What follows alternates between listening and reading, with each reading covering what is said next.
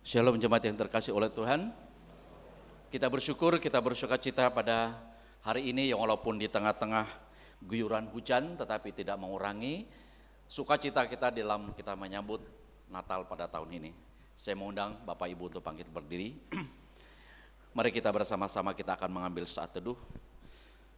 Sejenak di hadapan Tuhan kita akan mempersiapkan hati dan pikiran kita untuk menghadap Allah pada pagi hari ini. Terang dunia telah datang menyinari umatnya. Dialah bayi palungan, yaitu Yesus Kristus yang adalah firman yang menjadi manusia, yang membawa pengharapan dan keselamatan Allah yang Immanuel. Turunlah atas kita sekalian kasih karunia dan damai sejahtera Natal yang menghilangkan ketakutan dan khawatir, yang menyapa kita semua dengan meyakini bahwa ibadah Natal kita pada pagi hari ini akan kita mulai dalam nama Allah Bapa, Putra, dan Roh Kudus. Amin.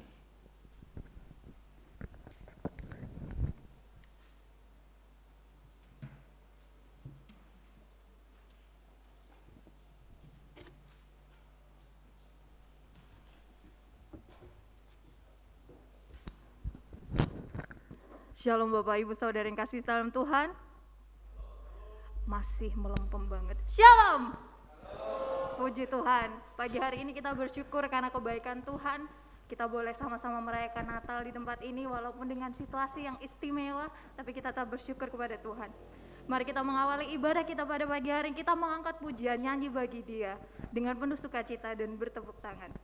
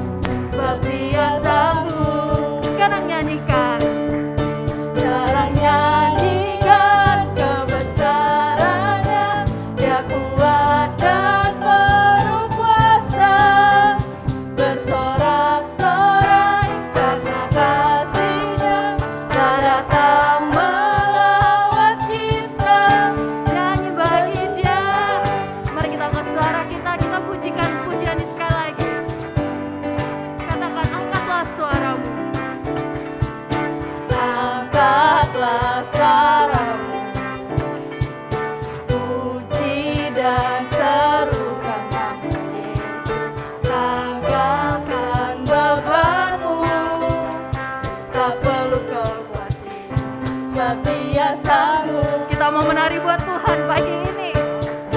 Gerakan kakimu, menarilah dan bertepuk tangan, bersukacitalah, tak perlu khawatir, sebab Dia sanggup. Sekarang nyanyikan. Sekarang nyanyikan kebesarannya, Dia kuat dan penuh kuasa, bersorak-sorai karena kasih-Nya telah datang melawat kita. Sekarang nyanyikan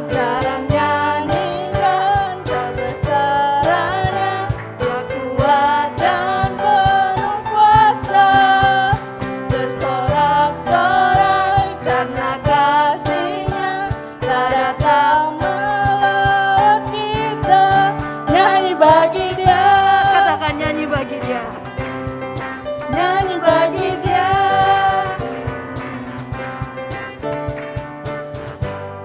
Jemaat saya persilakan duduk kembali.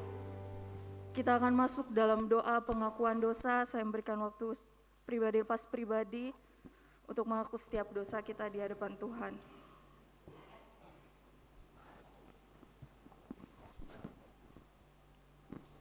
Bapa dalam surga, terima kasih Tuhan untuk pagi hari ini, untuk segala kebaikan-Mu Tuhan, walaupun di tengah-tengah pandemi COVID-19 ini, tapi Tuhan, Engkau mengizinkan setiap kami umat-Mu untuk merayakan hari kelahiran-Mu. Bapa, kami bersyukur Tuhan atas kelahiran-Mu di dunia ini, karena Engkau telah lahir dan menyatakan kasih-Mu di tengah-tengah dunia ini, serta menebus segala kesalahan kami Tuhan, mengampuni setiap dosa-dosa kami. Tuhan, pada pagi hari ini kami mau meminta pengampunan kepadamu Tuhan sebelum kami lebih jauh lagi masuk ke dalam ibadah ini. Bela Tuhan, Engkau mengampuni setiap kesalahan kami, Engkau melayakkan kami Tuhan untuk jauh lebih dalam lagi Tuhan masuk dalam hadirat-Mu pada pagi hari ini. Terima kasih Bapa, terima kasih Tuhan Yesus. Ini doa kami Tuhan, doa pengakuan dosa kami yang kami mau alaskan hanya di dalam nama Tuhan Yesus. Kami sudah berdoa, haleluya, amin. Jemaat yang kasih dalam Tuhan, kita akan masuk dalam prosesi penyalaan lilin. Biarlah melalui prosesi penyalaan lilin ini, seperti firman Tuhan berkata bahwa kita adalah terang dunia yang harus memancarkan terang kasih Allah di tengah dunia ini. Biarlah melalui proses penyalaan lilin ini, kita kembali diingatkan tugas kita sebagai terang dunia di tengah kegelapan ini. Kita mengangkat pujian Malam Kudus.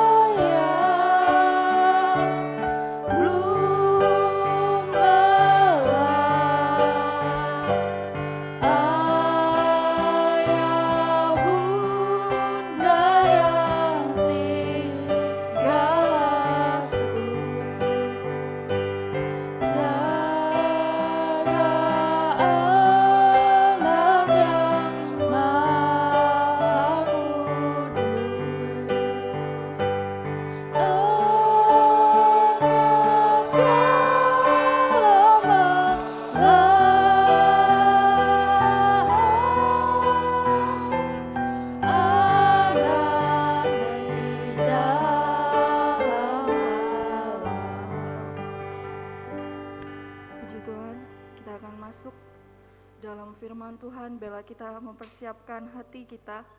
Bapak Ibu boleh mematikan lilinnya. Kita akan masuk dalam firman Tuhan yang akan disampaikan oleh hambanya, Bapak Pendeta Yahya Acang. Mari kita persiapkan hati kita masuk lebih dalam lagi ke hadirat Tuhan. Kita mau angkat pujian sungguh indah.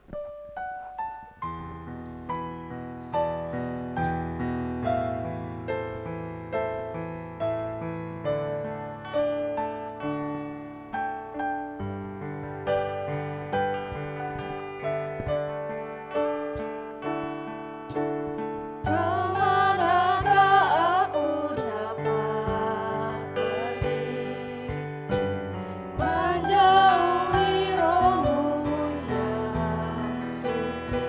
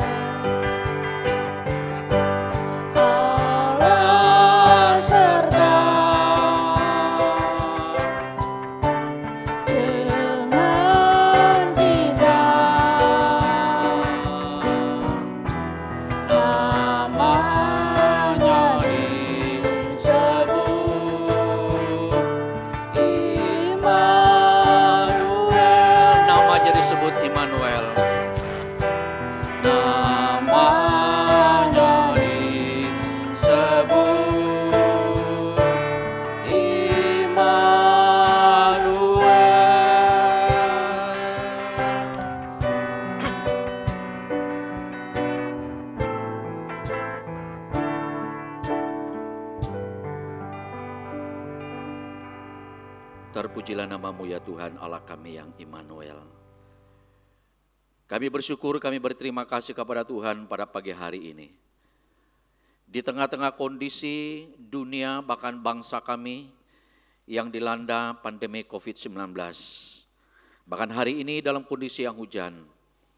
Tetapi tidak mengurangi kami, semangat kami, sukacita kami untuk datang beribadah kepada Tuhan.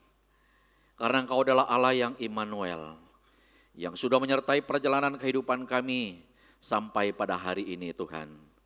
Dan pada hari ini khususnya Tuhan kami kembali merenungkan kasih-Mu yang begitu besar dalam kehidupan kami. Engkau datang ke dalam dunia menyelamatkan manusia yang berdosa. Terima kasih Bapa di surga, kami sudah memuji dan memuliakan nama-Mu. Saatnya Tuhan kami akan duduk diam, kami akan merenungkan kebenaran firman-Mu. Berbicaralah kepada kami ya Tuhan pada pagi hari ini, melalui firman-Mu yang disampaikan. Terangilah hati kami, supaya makna Natal tahun ini benar-benar kami hayati dan kami nikmati. Hamba-Mu yang berdiri di hadapan jemaat dan Tuhan adalah hamba yang penuh dengan kelemahan dan keterbatasan. Tuhan, hamba hanya datang kepadamu, berikan kemampuan untuk dapat mengkomunikasikan firman-Mu bagi setiap kami pada pagi hari ini. Kami berseru dan kami mengucap syukur dalam nama Yesus. Amin. Silakan duduk kembali.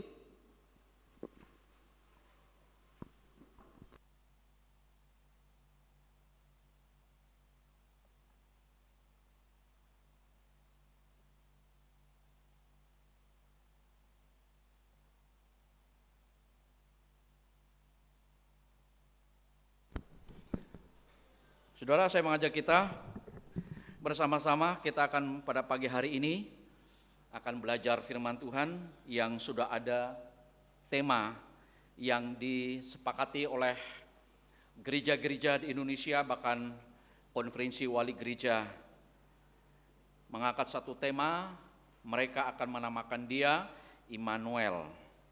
Mari kita membuka di dalam Injil Matius pasalnya yang pertama. Injil Matius pasalnya yang pertama ayatnya yang ke-23. Baca ayat ini bersama-sama. Matius pasalnya yang pertama ayat yang ke-23. 2, 3. Sesungguhnya anak darah itu akan mengandung dan melahirkan seorang anak laki-laki dan mereka akan menamakannya Immanuel, yang berarti Allah menyertai kita. Lalu kita buka dalam Yesaya pasalnya yang ke-7. Yesaya pasalnya yang ke-7, ayatnya yang ke-14. Yesaya pasal 7, ayatnya yang ke-14. Kita akan membaca ayat ini bersama-sama. Kalau sudah menemukan, 2, 3.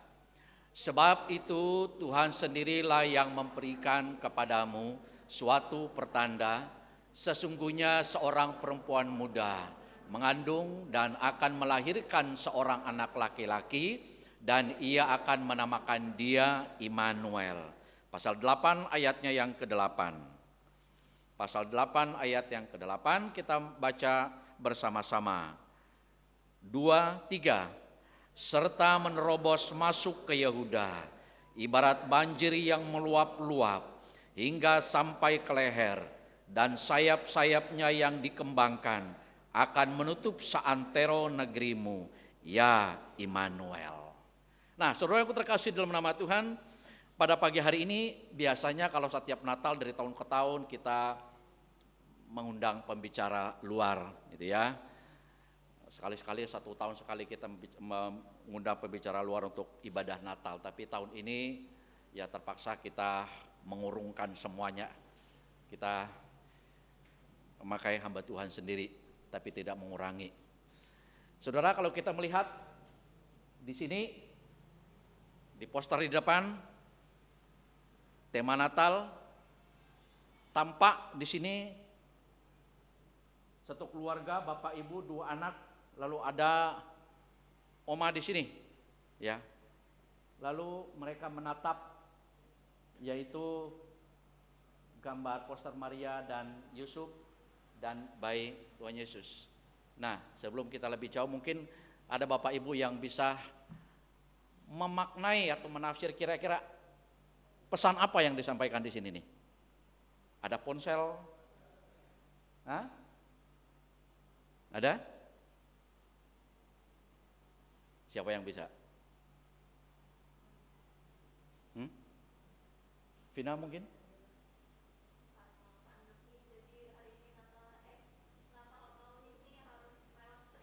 Live streaming. Ya, nah, saudara, poster ini langsung menyampaikan bahwa perayaan Natal memang tahun ini itu adalah memang sangat berbeda dengan tahun-tahun sebelumnya. Orang Kristen harus menahan diri untuk tidak bisa berkumpul bersama-sama dengan handai taulan, sanak keluarga dan sebagainya di gereja atau ibadah tatap muka. Separuh gereja akan melaksanakan ibadah ataupun perayaan secara live stream dan lain sebagainya. Tapi kita bersyukur kita pada hari ini akan merayakan Natal dengan tatap muka walaupun kita melaksanakannya itu 2 kali. Jadi ini menampilkan bahwa di tengah-tengah pandemi ini sekali lagi bahwa kita hanya atau sebagian hanya bisa menikmati, hanya bisa merayakan Natal ibadah yaitu melalui layar ponsel ataupun komputer yang kita miliki. Nah, saudara kasih dalam nama Tuhan, walaupun itu terjadi tetapi sekali lagi tidak mengurangi sukacita dan semangat kita karena Natal itu adalah ada di hati kita. Nah, tema pada hari ini adalah mereka akan menamakan dia Immanuel. Nah, saudara, nanti saya akan memakai ada istilah-istilah teologis dan juga mengutip banyak ayat sesuai dengan tema pada pagi hari ini. Nah, saudara, kata Immanuel ini sekali lagi muncul 3 kali dalam Alkitab. Yaitu yang pertama tadi kita baca dari Injil Matius, lalu yang kedua Yesaya. Jadi Yesaya ini menubuatkan tentang yang namanya Immanuel dan penggenapannya di dalam Injil Matius yang sudah kita baca tadi. Nah, kalau kita melihat juga bahwa kata Immanuel yang berbicara tentang Allah ini saudara, di seluruh ayat-ayat yang bersinggungan dengan Natal itu berbicara tentang Allah dan manusia. Nah, itulah sebabnya pada pagi hari ini kita akan melihat bersama-sama kata Immanuel itu sendiri seperti apa supaya kita punya yang namanya pemahaman yang komprehensif, punya pemahaman yang menyeluruh. Jadi kita tidak hanya Allah beserta kita, Allah menyertai kita, tetapi sebenarnya apa makna di balik kata Immanuel itu sendiri. Nah, saudara, kalau kita melihat kata Immanuel itu dalam bahasa Ibrani itu dibacanya itu dari kanan ke kiri seperti bacaannya huruf Arab. Kalau Indonesia kan dari kiri ke kanan. Jadi ini dari kanan ke kiri, ya, ke sana. Lalu dibaca Immanuel, ya. Nah, kata Immanuel ini itu terdiri dari 2 kata, yaitu Imanu dan El.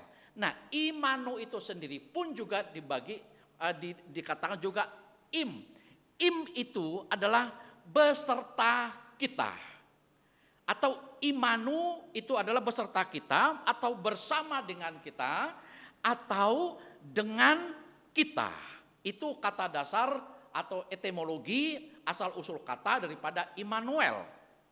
Lalu El, kita sudah tahu El itu adalah Elohim.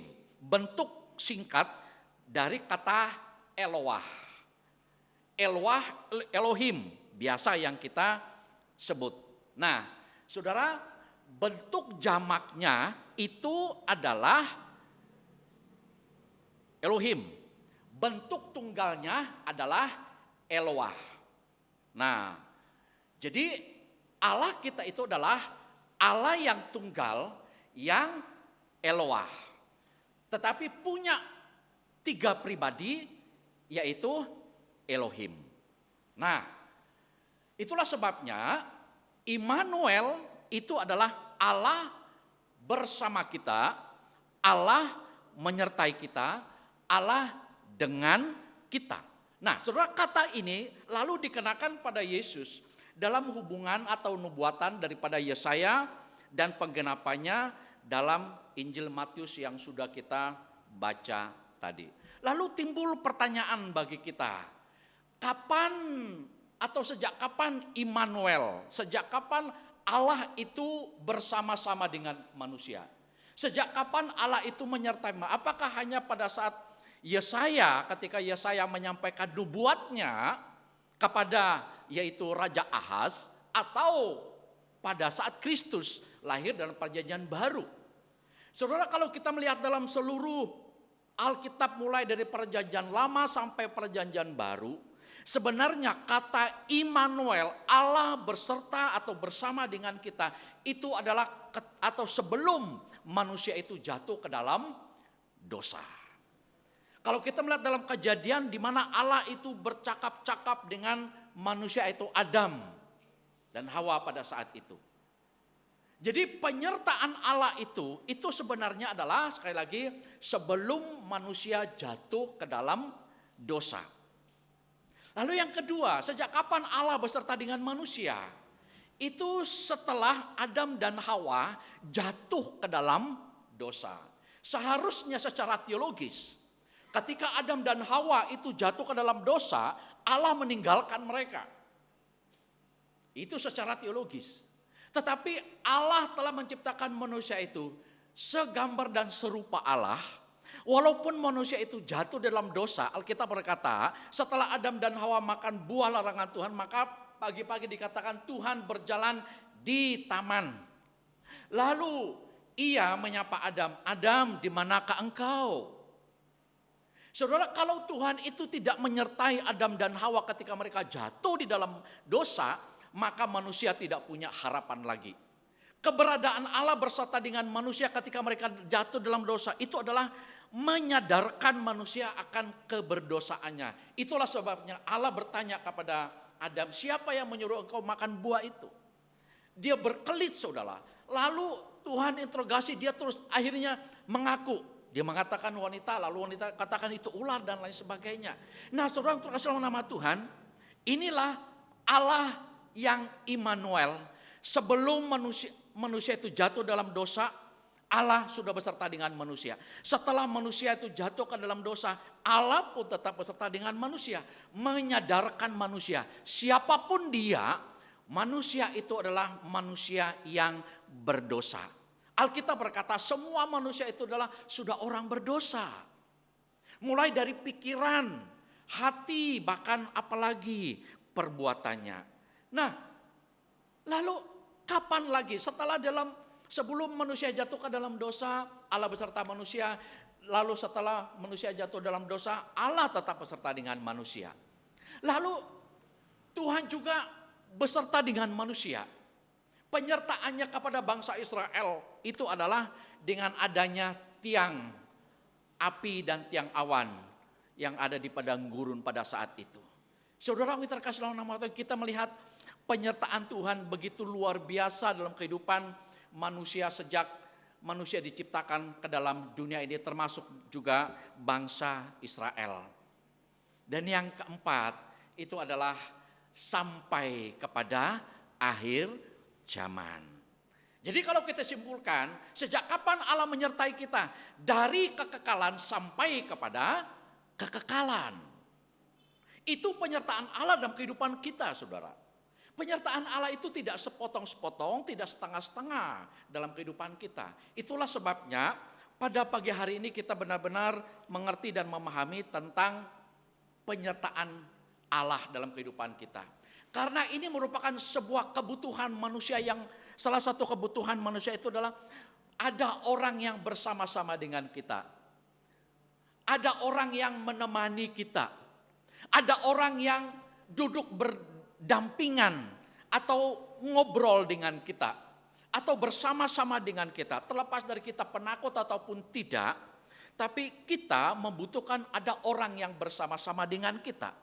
Nah, kadangkala kita bisa mengerjakan sesuatu itu dengan sendiri.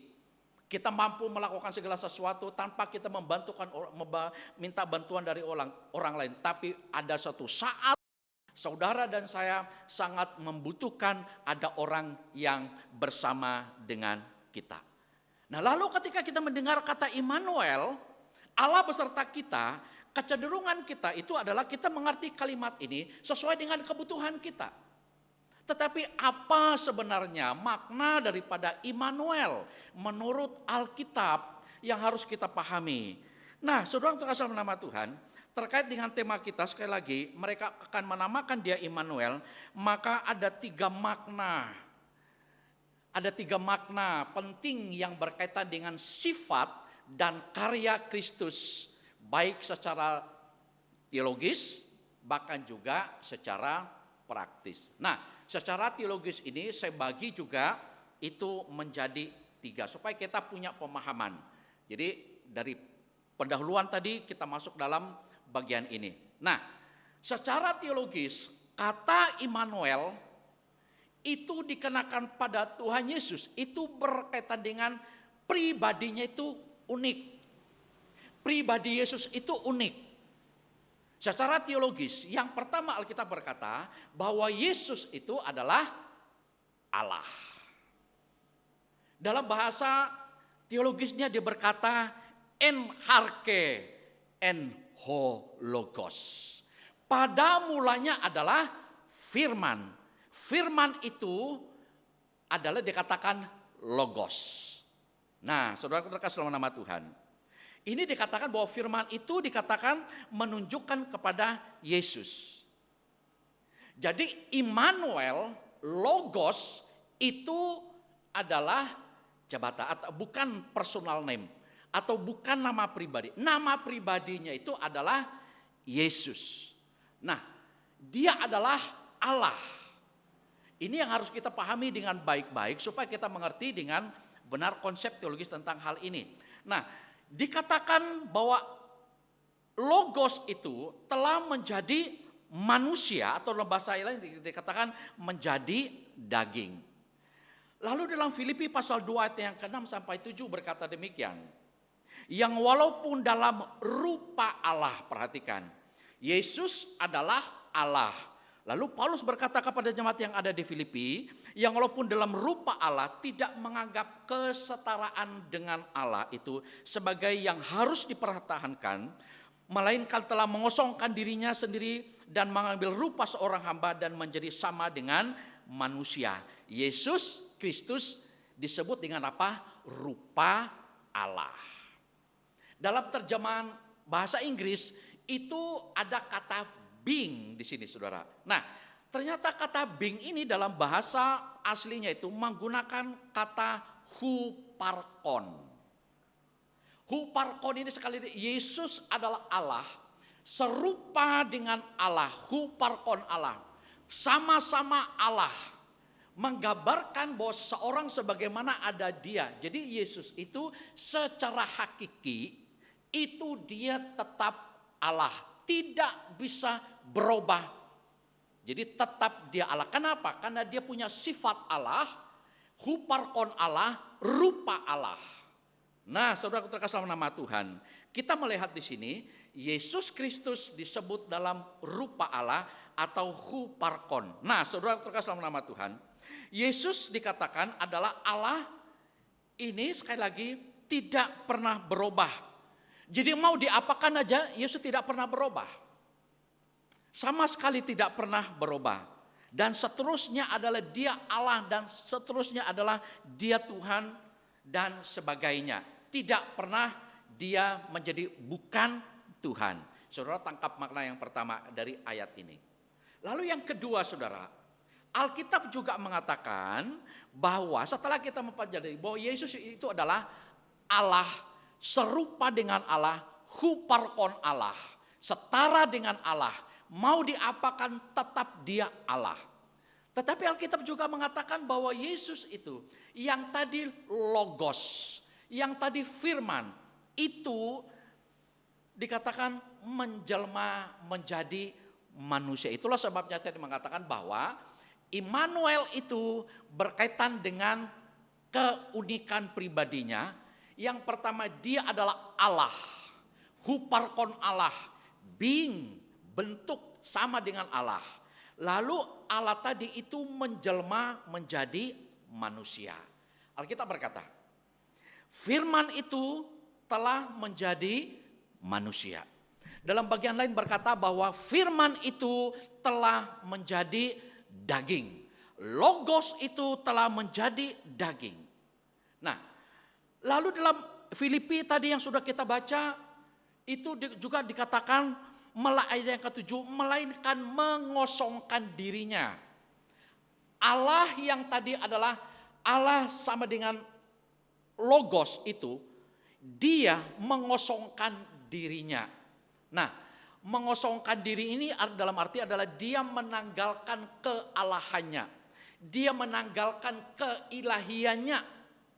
Dan dia mengambil rupa seorang hamba sama menjadi seperti kita.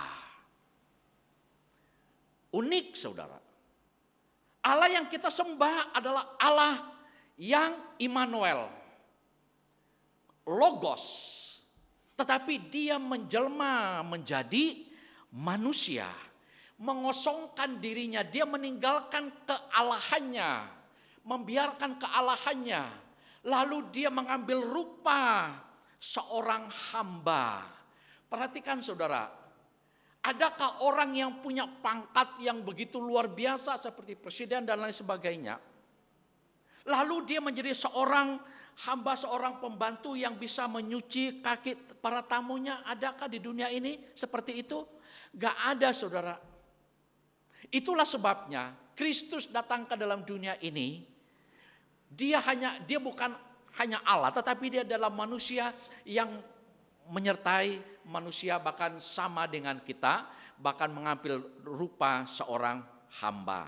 Nah, jadi Yesus dalam huparkon Allah mengosongkan dirinya.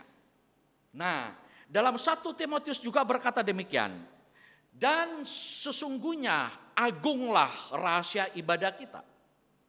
Dia yang telah menyatakan dirinya dalam rupa manusia. Jadi di sini kita melihat Yesus ataupun dia menyatakan dirinya dalam rupa manusia. Nah, jadi jelas bahwa logos ataupun sang anak itu juga mengambil rupa manusia. Atau dalam bahasa kita sehari-hari itulah berinkarnasi. Allah mengambil rupa manusia.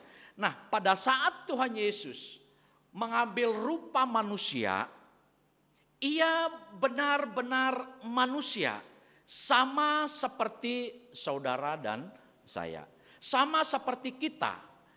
Cuman bedanya adalah kita berdosa, sedangkan Yesus tidak. Itulah sebabnya Ibrani berkata, sebab imam besar yang kita punya bukanlah imam besar yang tidak turut merasakan kelemahan-kelemahan kita. Sebaliknya sama dengan kita, ia telah dicobai hanya tidak berbuat dosa. Allah lalu dia mengambil rupa menjadi seorang manusia. Sama dengan kita supaya dia turut merasakan kelemahan kita. Ketika kita lapar, dia juga pernah lapar. Kita menangis, dia juga menangis. Kita sedih, dia juga sedih. Kita dicobai, dia pun juga dicobai. Cuman bedanya kita dengan dia adalah kita sekali lagi manusia berdosa, sedangkan Kristus sama sekali tidak pernah berdosa. Itulah sebabnya dia menjadi model. Itulah sebabnya dia dapat menyelamatkan manusia dari dosa. Nah, saudara terkasih dalam nama Tuhan, itulah sebabnya pada saat Yesus berinkarnasi, sekalipun dia tidak pernah kehilangan keilahiannya.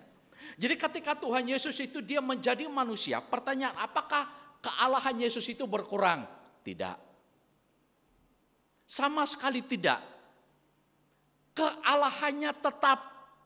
Nah saudara, ini pengajaran-pengajaran yang lebih mendalam bagi teman-teman kita yang kurang memahami tentang kemanusiaan dan keilahian Yesus. Mereka akan menolak baik itu kemanusiaan, nanti kita akan melihat, bahkan juga keilahian. Nah, itulah sebabnya ketika Tuhan Yesus itu pada saat Yesus itu menjelma menjadi manusia, ia sama sekali tidak kehilangan keilahiannya ataupun kekurangan keilahiannya. Allahnya tetap ada. Nah, itu sebabnya Yesus memiliki dua natur. Natur Allah dan natur manusia. Jadi secara teologis, Yesus mempunyai dua natur, tapi satu hakikat. Satu hakikatnya adalah Allah, tetapi dalam hakikat ini ada dua natur pribadi, yaitu Allah dan manusia. Jadi saya harap saudara nggak bingung dengan penjelasan ini, gitu ya. Nah, saudara terkasih nama Tuhan, kita melihat di sini Allah yang sejati dan manusia yang sejati. Dalam bahasa kita sehari-hari adalah Yesus itu adalah 100% Allah dan 100% manusia. Nah, saudara, ketika kita berbicara tentang Immanuel, maka mau tidak mau kita pertama berbicara tentang Allah itu sendiri. Allah lalu dia menjelma menjadi manusia. Dan dia terus menjadi Allah, dia tidak pernah kurang ketika dia menjadi manusia. Kealahannya tidak berkurang ketika dia menjadi manusia. Nah, saudara, sampai di bagian yang pertama ini. Lalu Alkitab juga berkata bahwa Yesus adalah Allah dan manusia itu disebut bersama-sama di dalam Alkitab. Jadi kealahan dan kemanusiaan Yesus itu disebut bersama-sama. Firman Tuhan berkata demikian. Ini kata Yesaya. Sebab seorang anak telah lahir untuk kita, seorang putra telah diberikan untuk kita, lambang pemerintahannya ada di atas bahunya, dan namanya disebut orang penasihat ajaib, Allah yang perkasa, Bapa yang kekal, Raja damai. Saudara perhatikan, ada kalimat yang saya tulis warna hijau dan digaris di bawahnya. Perhatikan baik-baik ini. Yesaya berkata, seorang anak telah lahir untuk kita. Pertanyaan saya, ini berbicara tentang kealahan ataupun kemanusiaan Yesus? Hah? Seorang anak lahir untuk kita. Ini berbicara tentang Allah ataupun kemanusiaan Yesus? Hah? Seorang anak telah lahir untuk kita. Saudara perhatikan. Seorang ini berbicara tentang kemanusiaan Yesus. Kenapa? Karena Allah tidak pernah lahir dan dilahirkan. Keunikannya adalah Allah dan manusia. Lalu yang ketiga ini adalah kealahan dan kemanusiaan Yesus disebut bersama-sama. Seorang anak telah lahir untuk kita. Lalu saudara, ini yang dikatakan oleh teman-teman kita bahwa saya tidak bisa terima Yesus. Kenapa? Allah itu tidak diperanakan dan tidak pernah. Memang benar. Yang diperanakan itu adalah apa? Kemanusiaan Yesus. Seorang anak telah lahir dari kandungan siapa? Maria. Seorang putra telah diberikan untuk kita. Juga berbicara tentang kemanusiaan Yesus. Lambang pemerintahan ada di atas bahunya. Juga bisa ditafsirkan tentang apa? Kemanusiaan Yesus. Tapi saudara, di sini yang biru. Namanya disebut orang penasihat ajaib. Adakah orang di dunia ini yang menyandang pangkat penasihat ajaib? Ini berbicara tentang kealahan Yesus. Apalagi bab Allah yang perkasa. Adakah manusia dikatakan Allah yang perkasa? Gak ada. Bapa yang kekal, adakah manusia itu kekal? Enggak. Raja damai. Nah saudara, jadi ini berbicara tentang Immanuel, keunikan pribadi sebagai Allah dan manusia, dan juga disebut bersama-sama. Nah saudara yang terkasih dalam nama Tuhan, kita harus bisa membedakan antara natur Yesus atau pribadinya. Jadi kita juga harus memisahkan tanpa kita mencampur adukan. Contohnya saudara, yang tidak bisa diterima oleh orang lain, selain orang yang punya pemahaman, orang Kristen yang sejati. Ada yang mengatakan bahwa Yesus ketika dia dicobai sedang lapar. Pada akhir pencobaannya 40 hari 40 malam dikatakan, Alkitab berkata apa? Laparlah Yesus. Lalu mereka mengatakan, loh itu kan masa Allah bisa makan, masa Allah bisa lapar? Yang lapar itu adalah kemanusiaannya. Lalu mereka berkata, masa Allah itu bisa mati? Yang mati itu manusianya Yesus. Allah tidak pernah mati. Itulah sebabnya ketika kita berbicara tentang Immanuel, itu adalah Allah dan manusia. Yang mati itu adalah yang lahir, itu adalah manusianya. Kemanusiaan Yesus, sedangkan kealahannya tidak pernah mati. Nah, saudara yang terkasih dalam nama Tuhan, inilah yang dikatakan oleh para saksi Yehova. Mereka melakukan sebuah kesalahan yang fatal, menggunakan kata-kata yang menunjukkan kemanusiaan Yesus. Sehingga mereka katakan, loh ini loh kemanusiaan. Dia menangis, lalu membasuh kaki murid-muridnya. Dia lapar. Dan mereka mengatakan, loh itu kan Yesus itu bukan Allah, itu manusia. Lalu ada mereka juga mencomot ayat tentang kealahan. Lalu mereka mengatakan juga Yesus itu bukan manusia. Nah, saudara, pemahaman yang benar itu adalah bahwa dia Yesus itu adalah Allah dan juga dia adalah manusia. Nah, ini adalah sebuah doktrin yang harus kita pegang dengan sungguh-sungguh supaya kita mengerti tentang Immanuel. Jadi kesimpulannya saudara, Immanuel berbicara tentang keunikan pribadi Yesus, yakni Allah dan manusia, dan kealahannya pun juga disebut bersama-sama, Allah dan manusia. Itu yang pertama. Lalu kita melangkah yang kedua. Saya mengajak kita melihat dalam Injil Matius pasalnya yang pertama, ayatnya yang ke-21, saudara.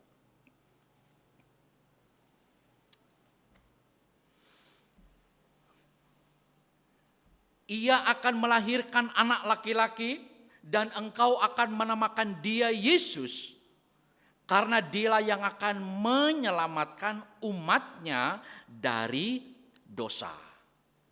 Setelah kita memahami dan mengerti bahwa Immanuel itu berbicara tentang kealahan dan kemanusiaan daripada Yesus Kristus.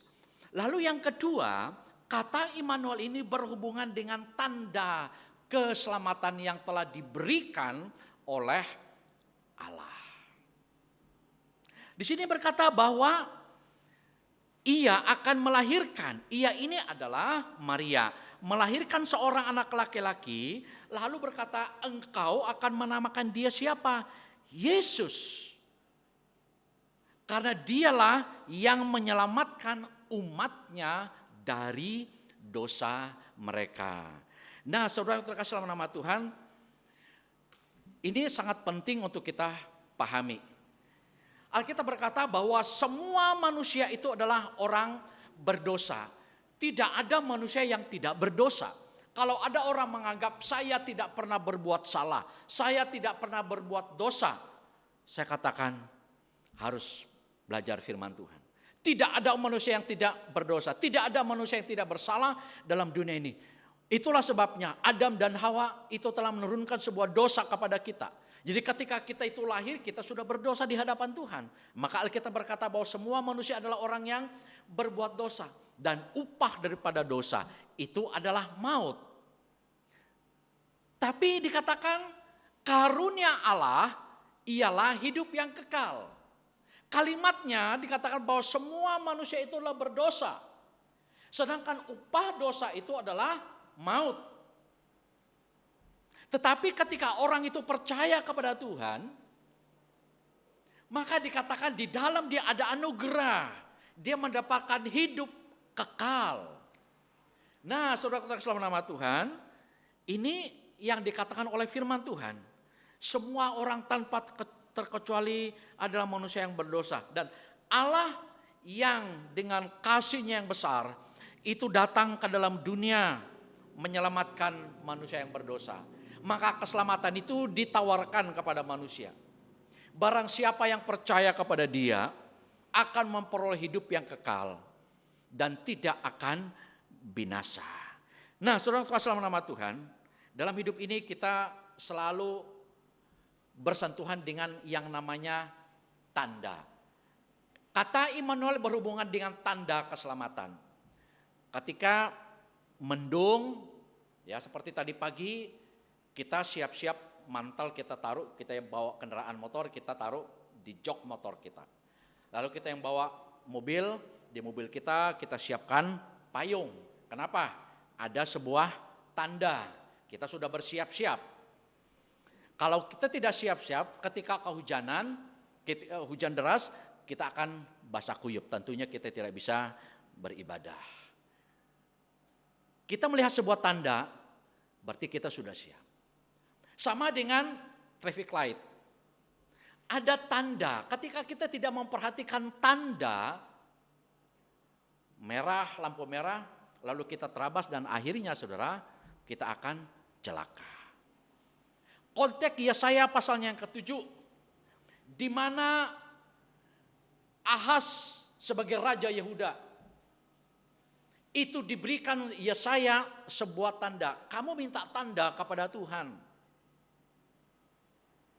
Israel dan Aram pada saat itu ingin berkoalisi dengan Yehuda yang dipimpin oleh Raja Ahaz. Lalu Yehuda dia tidak mau, aku tidak mau menipu Tuhan, aku tidak mau. Jadi kata-kata Ahaz ini adalah rohani, sok rohani. Saya tidak mau mencobai Tuhan, tapi sebenarnya saudara dia mencobai Tuhan. Yesaya berkata, kamu minta tanda daripada Tuhan. Diyakinkan Ahaz. Tanda keselamatan daripada Tuhan. Bahkan tidak akan menghancurkan. Tapi oleh karena dia menolak, maka saudara apa yang terjadi? Yehuda dihancurkan. Nah saudara terkasih dalam nama Tuhan, kalau kita melihat dalam bagian ini, tanda itu diberikan, yaitu Immanuel. Sudah diberikan kepada manusia. Bahwa di dalam Kristus itu ada keselamatan. Tetapi kadangkala orang tidak mau menerima hal ini saudara. Tetapi kita bersyukur sebagai orang percaya kita diberikan sebuah tanda. Yaitu Kristus. Di dalam Kristus ada keselamatan. Tanda yang Tuhan berikan kepada kita. Itu membawa kita kepada hidup yang kekal. Immanuel berhubungan dengan keselamatan. Jadi Immanuel itu bukan hanya Tuhan menyertai tapi kita tidak mengerti makna. Immanuel berbicara tentang keselamatan yang diberikan Allah kepada kita. Setiap orang yang percaya, setiap orang yang menerima tanda, ia akan memperoleh hidup yang kekal.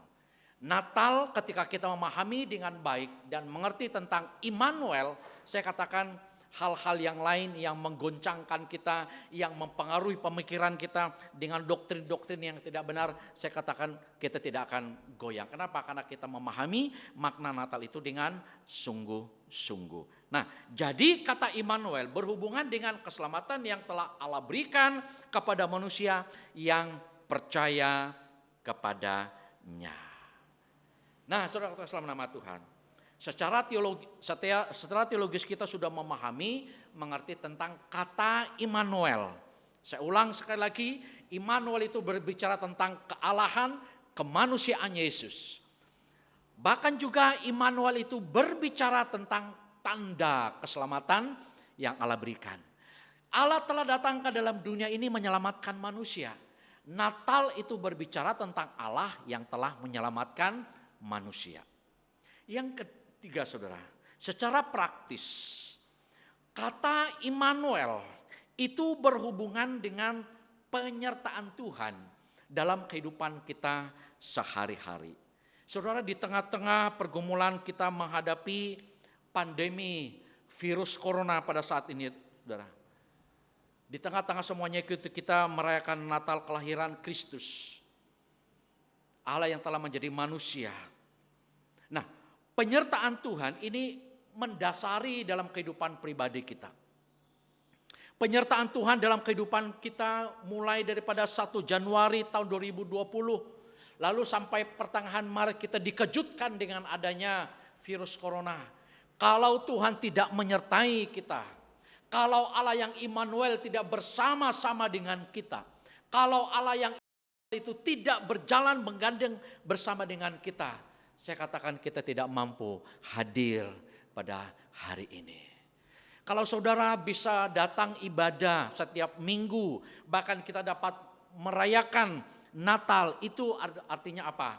Ada berkat penyertaan Tuhan dalam kehidupan pribadi kita masing-masing. Jadi Allah yang transenden, Allah yang jauh, yang maha tinggi di sana. Tapi Alkitab berkata dia juga Allah yang imanen. Allah yang menyertai kita, ada dalam kehidupan pribadi kita.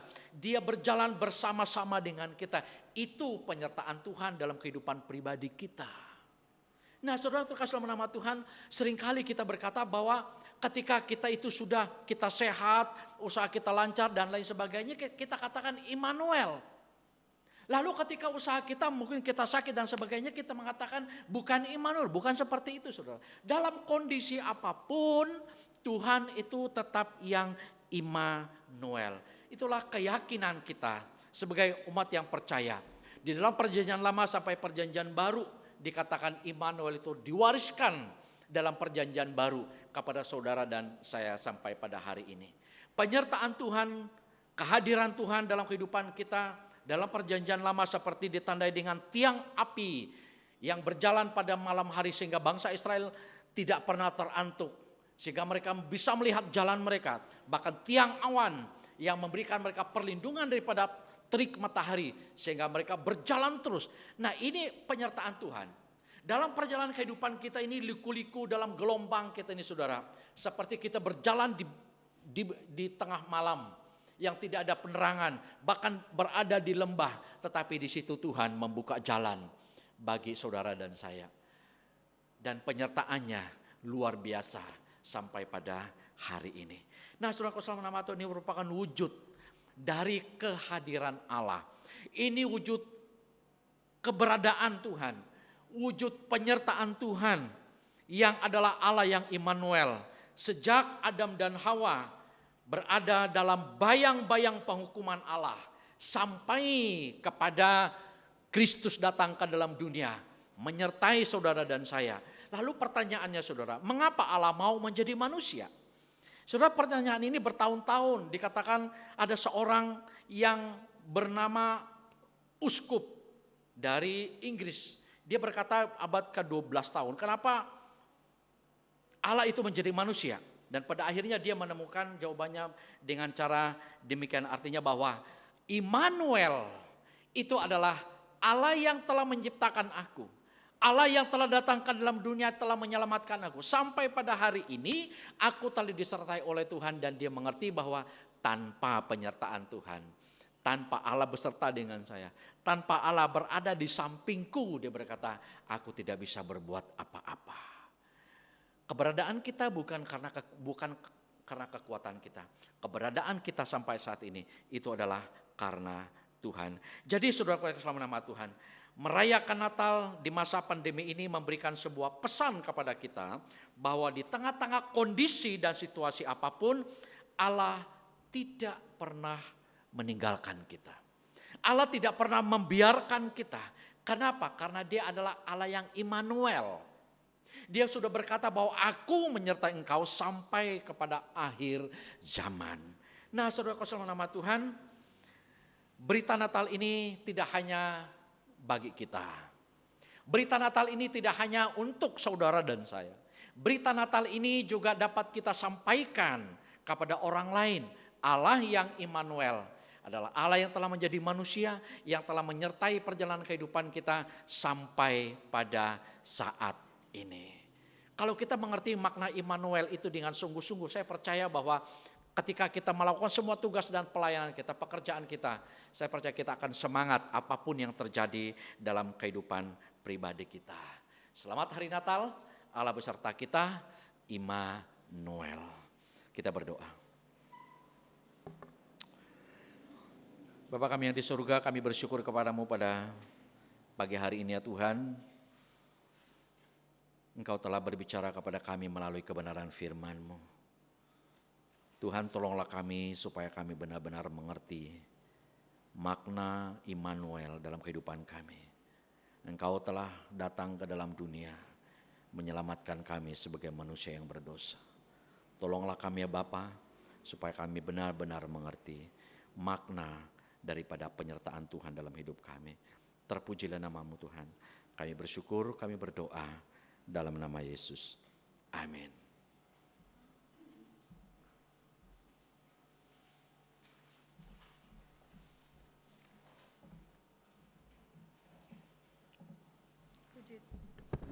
Puji Tuhan, terima kasih kepada Bapak Pendeta Yaya Acang atas firman-Nya. Biarlah firman Tuhan ini bisa selalu menguatkan kita di tengah-tengah pandemi ini bahwa Immanuel, ada Allah beserta kita di setiap kehidupan kita.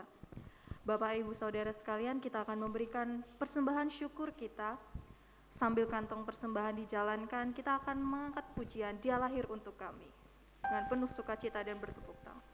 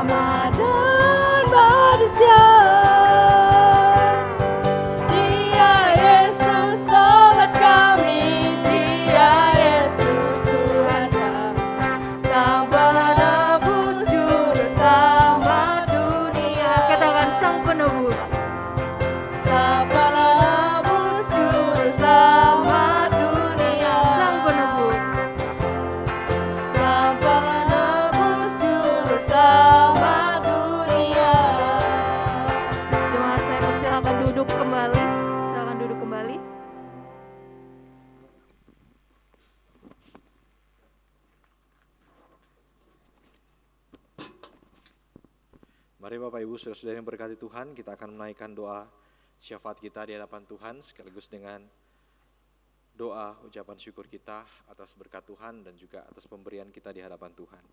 Mari kita satu dalam doa kita berdoa.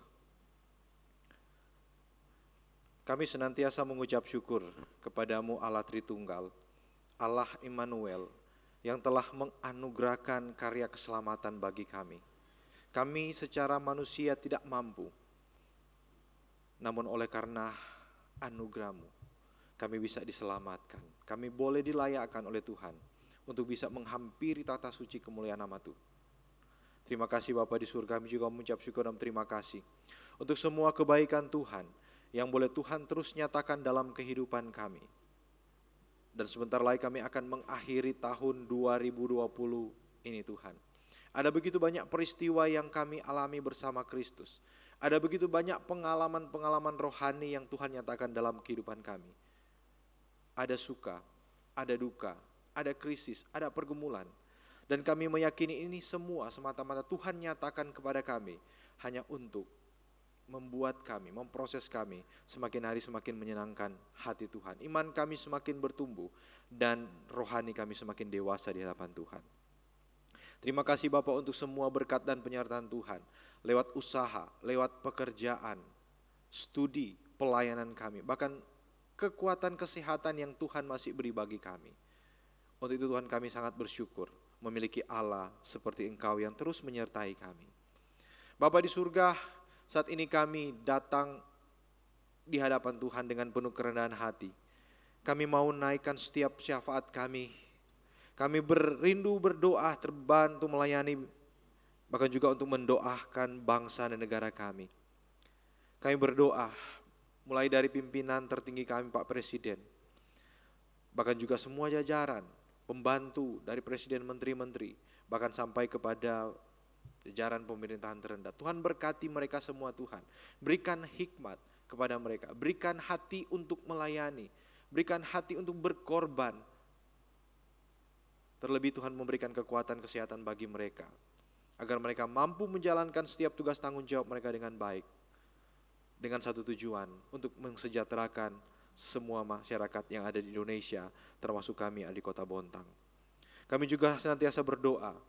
Berapa waktu lalu, Presiden telah memilih, mereshuffle beberapa menteri, yang dalamnya juga ada Menteri Agama.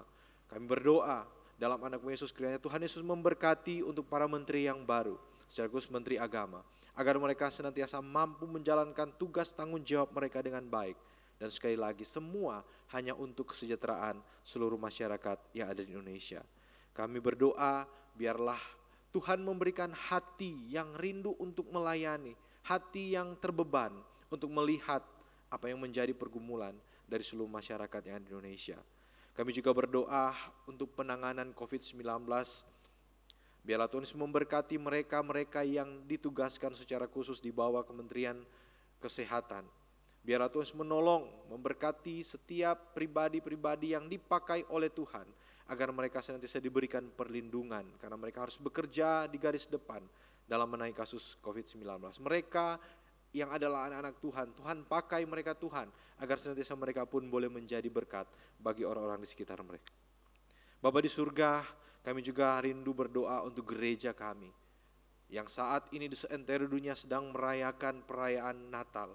Biarlah momen ini menjadikan kami sebagai pribadi-pribadi yang senantiasa membawa damai, sebagaimana amanah yang Engkau sampaikan melalui Yesus Kristus memberi damai bagi sebanyak mungkin orang. Untuk itu Tuhan, biarlah hati kami senantiasa dipenuhi oleh damai, meskipun sederhana, meskipun ini berbeda dengan tahun-tahun yang lain, tapi kami percaya ini tidak mengurangi kasih karunia Tuhan yang Tuhan beri dalam kehidupan kami.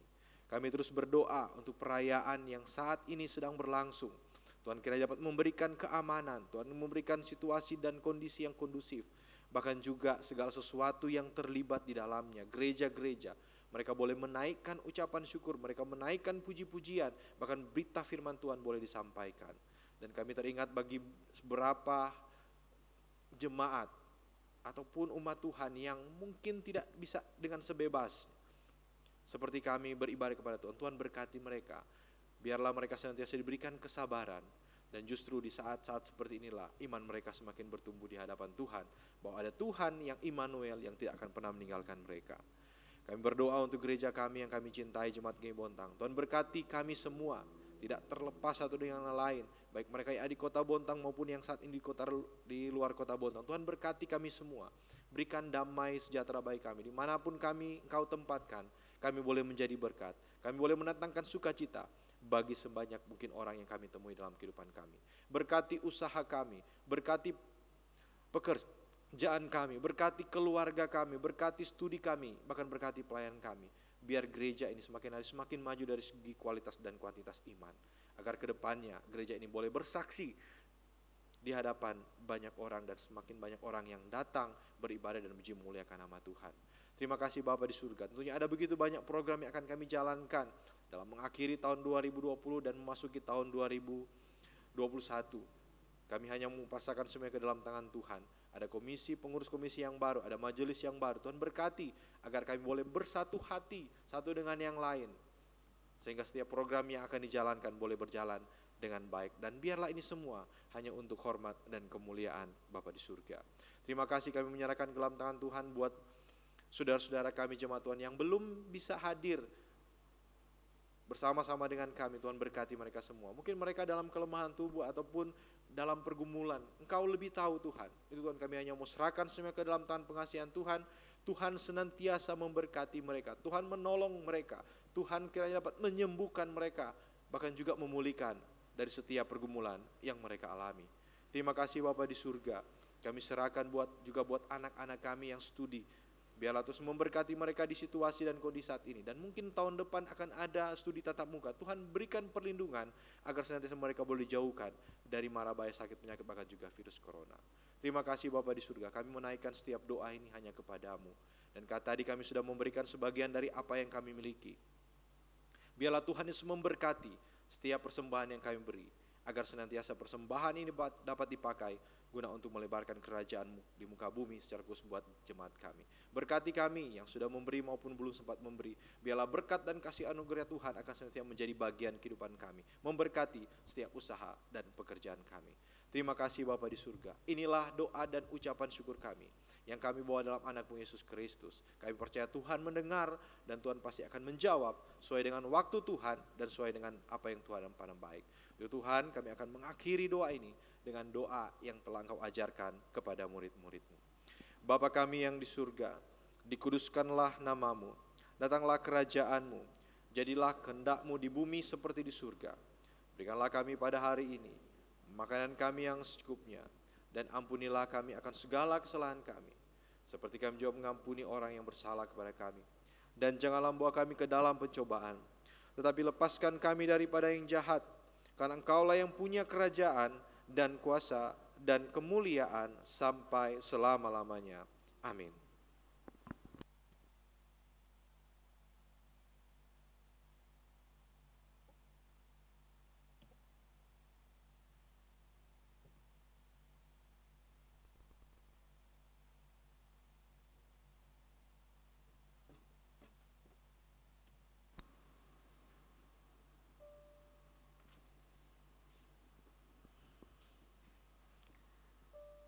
Seorang bayi suci lahir di Bethlehem Efrata, dikandung oleh Roh Allah melalui seorang darah Maria. Dia lahir ke dunia, diutus oleh Bapanya yang di sorga.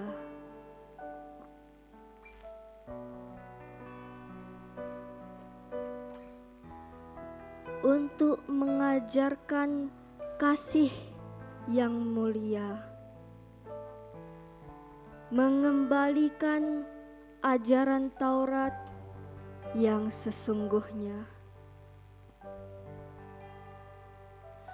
Immanuel, Immanuel, Immanuel, Engkaulah Yesus yang dinubuatkan para nabi. Sejak semula dunia dibentuk, Engkaulah Immanuel. Firman yang telah menjadi manusia, Yesus, Engkaulah Immanuel.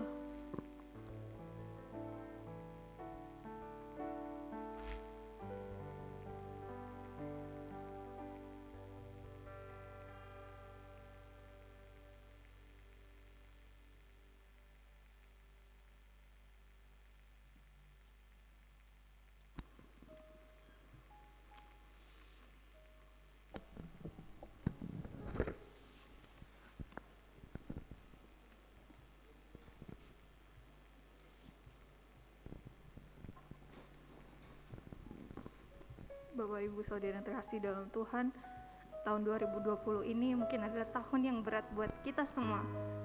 Pekerjaan terdampak, mungkin ada yang harus berhenti karena cita-citanya, ada yang harus kehilangan orang terkasih. Tapi kita percaya bahwa setiap momen, setiap peristiwa yang Tuhan izinkan di setiap kehidupan kita, semuanya atas seizin Tuhan.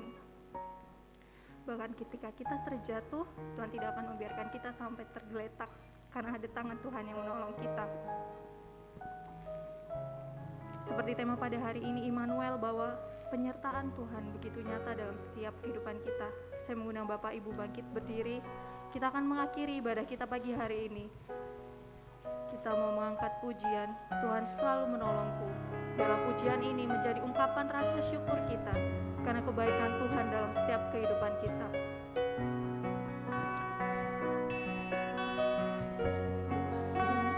Akan selalu berganti, Katakan kasih Tuhan tetap abadi. Tuhan tetap abadi, Tak akan pernah berubah, saudara. tak akan berubah sampai selamanya. Ku tetap percaya, Katakan dengan iman, ku yakin Tuhan memberkati setiap hidupku. yakin Tuhan memberkati. Ku yakin Tuhan, Yakin Tuhan melindungi,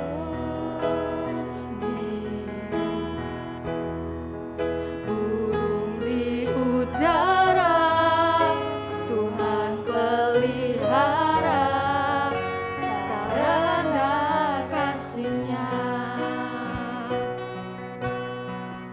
Tuhan selalu menolongku, selalu menjagaku, sehelai rambutku tak akan terjatuh tanpa seizin-Mu. Tuhan selalu menolongku, selalu menjagaku. Dia mengenyangkanku dan peliharaku seumur hidupku. kita angkat pujian ini sekali lagi. Katakan musim akan selalu berganti, tapi kasih Tuhan akan abadi. Akan selalu berganti, Kasih-Mu kasih Tuhan, Tuhan tetap abadi, tak akan berubah sampai selamanya. Ku tetap percaya, ku yakin Tuhan memberkati, ku yakin Tuhan melindungi,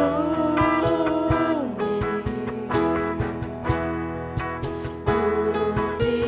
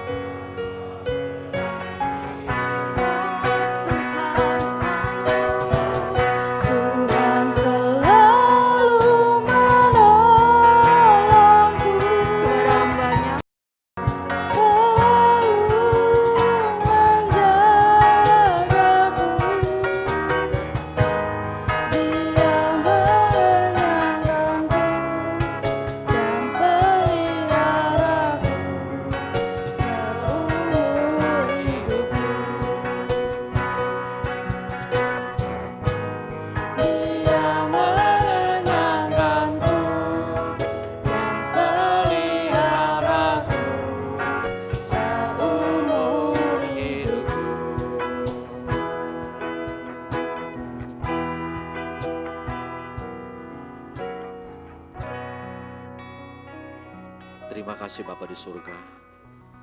Engkau sudah memberkati dan menyertai kami dalam ibadah kami pada pagi hari ini. Semuanya dapat berjalan dengan baik dan lancar. Terpujilah nama-Mu ya Tuhan. Sebentar lagi kami akan pulang ke rumah kami masing-masing. Kami percaya bahwa Allah kami adalah Allah yang Immanuel. Allah yang menyertai perjalanan kehidupan kami dan yang tidak pernah meninggalkan kami. Dan biarlah hidup kami semakin memuliakan nama Tuhan. Dan nama Tuhan semakin ditinggikan dan banyak orang yang percaya kepada Tuhan. Serta terimalah berkat Tuhan. Kasih karunia dan damai sejahtera dari Allah Bapa, anugerah keselamatan dari Tuhan Yesus Kristus yang telah mati, bangkit, bahkan yang telah naik ke sorga. Ia menang bahkan selalu menang. Penyertaan urapan kuat kuasa, pimpinan sukacita, pimpinan daripada Allah Roh Kudus menyertai hidup kita. Kasih-Nya mengalir bagaikan aliran air hidup. Ia akan mengalir dalam kehidupan pribadi kita, keluarga, pekerjaan, pelayanan. Mulai saat ini seterusnya, mengakhiri tahun 2020 dan memasuki tahun 2021 dengan keyakinan dan kekuatan yang berasal daripada Allah Tritunggal sampai selama-lamanya. Haleluya, amin.